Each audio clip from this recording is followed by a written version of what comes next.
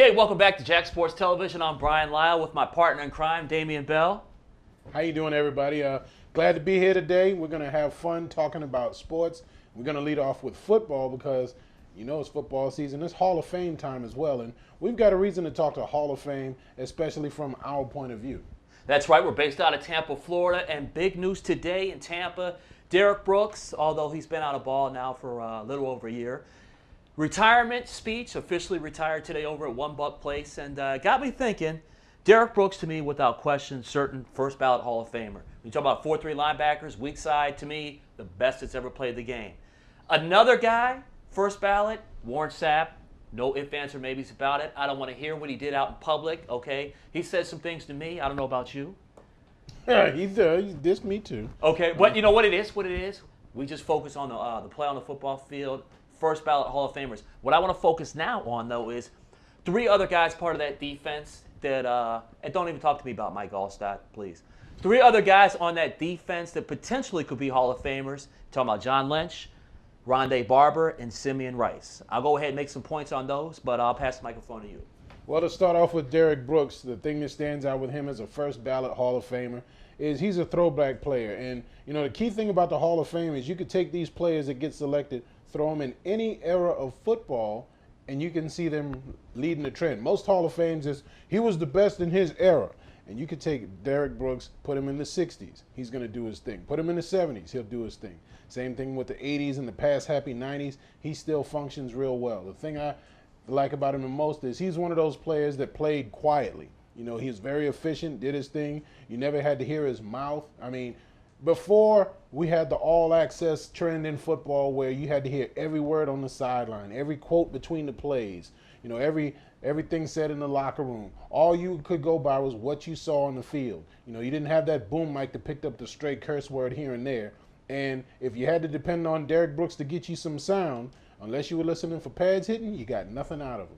You know, when you did catch him in a locker room or in a press conference, he said always pro-team things, complimentary things, always focused on going forward, and his play always stood out first and foremost. You know, I can't ever remember a quote that Derrick Brooks said that told me this guy was a standout player, but I can name play after play after play after play that he did, 5-6 plays that'll just tell you this guy's Hall of Fame material. As for John Lynch, Warren Sapp, Rondé Barber, these were guys that all define great defensive play in their era. To the plus, you know, Warren Sapp, he's going to get in there pretty much. He's done his due diligence on the media side, you know, smiling in the right faces. He did his work on the field. He'd have to impress some writers that, you know, he was a good boy all the way around. He just focused on football, didn't have time to answer the easy questions.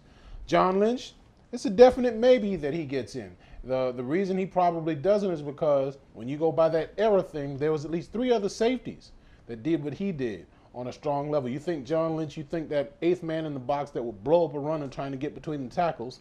And the other guy that I think of, one of his contemporaries, is Chuck Cecil. He played with the Cardinals for a while, and he was known as one of those safeties that would bust you wide open. Did nothing else, but that's what he did. And that's what I think of with John Lynch, a bunch of intelligent players on that defense that all worked together to dominate in the late 90s, early 2000s. Yeah, you bring up a good point, but just to kind of give some background information on the safety position in the Hall of Fame, besides kicker and punter, I looked at some stats. There's only 8 safeties in the National Football League, and 2 of those guys, I can't remember their name, were part-time punt returners and kick returners. So I don't really know if they made it because of the safety or because of the return game or whatever. But nonetheless, you bring up the contemporaries, and here's why I think John Lynch will certainly be on a ballot, but there's absolutely no rush to put him in the Hall of Fame if he gets in the Hall of Fame. You know, why John Lynch over Steve Atwater? Okay, Steve Atwater was every bit the physical presence John Lynch was. Both very balanced. When I say balanced, okay, you've got to have range and coverage, and you've got to have physicality. They both were able to do that. But when you look at Atwater, 24 interceptions, John Lynch, 26. Okay, I don't get caught up in the Pro Bowls because the Pro Bowls, that's really a popularity thing. And quite frankly, you know, based on that, I got nothing against Mike Allstott. Mike has like 9 Pro Bowls. You would think sure ballot Hall of Famer, not even in the conversation. Okay, not even in the conversation. Another guy, Leroy Butler, 38 interceptions, 20 sacks. A lot of people forget about Leroy Butler, the first D-back to enter that 30 and 20 club. Now, Rondé Barber certainly entered into that, but that's another conversation. But you're also talking about Brian Dawkins. You're talking about Darren Sharper, okay? 63 interceptions for D. Sharp. Dawkins, 38. The physicality, okay? John tackled a little bit better than Darren, but when you're playing free safety, and it's unfortunately, they kind of combine the two together in the Hall, all you have to do is get the man down. And Darren Sharper was an excellent, what I call, tackler. Great hitter from John Lynch. Darren Sharper, most importantly, was an excellent tackler. I can't forget Darren Woodson, all right? Every bit the intimidator John Lynch was. 3 Super Bowls, okay? And lastly, Rodney Harrison, all right? 30.5 sacks, 34 interceptions. Rodney was in a situation where, because he was on a team that was so bad for so long in San Diego, a lot of people didn't give him the credit. He just simply did not give the credit. But I got to be honest with you, okay? I think I'm going to take Rodney Harrison over John Lynch. And lastly, I got to go back old school, Joey Browner. Same scheme with the Vikings. 5-time nominee. He's fallen up short. But when you talk about production, 37 interceptions. Remember that all-90s decade team? So these guys aren't in. Great talent that's not in. So you see how difficult it is for those guys to get in. So that's why I think John Lynch is ultimately just going to be on that ballot. Great ball player, but it's incredibly hard to get in at safety. The toughest thing that John Lynch has working for him is the standards set by the other safeties in the Hall of Fame. And the two consistent things that the main safeties that I think of in the Hall of Fame are those interceptions. Dick Anderson with the Miami Dolphins, when they went undefeated that year, a wealth of interceptions. You know, you couldn't throw the ball deep on him because he covered everything on the deep thirds. Another guy that stands out, of course, Ronnie Lott. Picked off a bunch of passes in the late 80s, early 90s, and he brought the thunder when he hit as well. And another guy that stands out is Donnie Shell.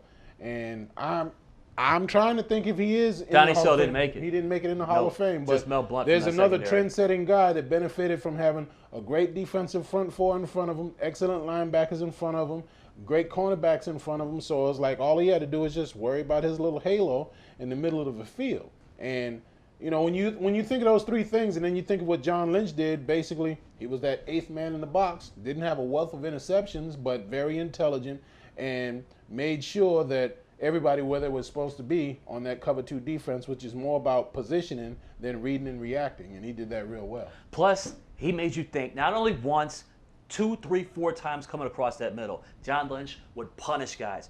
Great football player, but a couple other guys I didn't mention, okay? And they're part of his generation, but maybe a little bit ahead of, part of the next generation, I would say, and that's Ed Reed, who certainly, that's not even debatable, is going in the Hall of Fame, okay?